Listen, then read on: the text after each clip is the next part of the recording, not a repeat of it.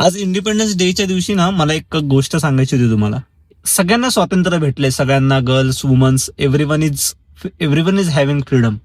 पण माणसांमध्ये ना बोलायचं फ्रीडम कधी येणार आहे ते मला समजत नाही. सगळी माणसं अशीच बनलीत. मे बी देवानी बनवलंच असं आहे की नाही बोलत माणसं मनातलं त्यांच्या. तर भावांनो, आज इंडिपेंडन्स डेच्या दिवशी तुम्हाला एकच सांगतोय, ऍटलिस्ट एक मित्र तरी असा बनवा ना ज्याच्या समोर तुम्हाला सगळं काही व्यक्त होता येईल. मग ती मुलगी असेल, तो मुलगा असेल, तुमचा जवळचा कोणीही नातेवाईक असेल, काहीही असेल, बट व्यक्त होणं गरजेचं आहे. ऍक्च्युली काय आहे ना, या प्रेशर मधल्या जगामध्ये ना खूप प्रेशर आहे माणसांवरती. त्यांना रिस्पॉन्सिबिलिटीजचं प्रेशर आहे, वुमन्सला सुद्धा आहे, मी डिनाय नाही करत आहे. But in the sense of womens माणसं व्यक्त होत नाहीत.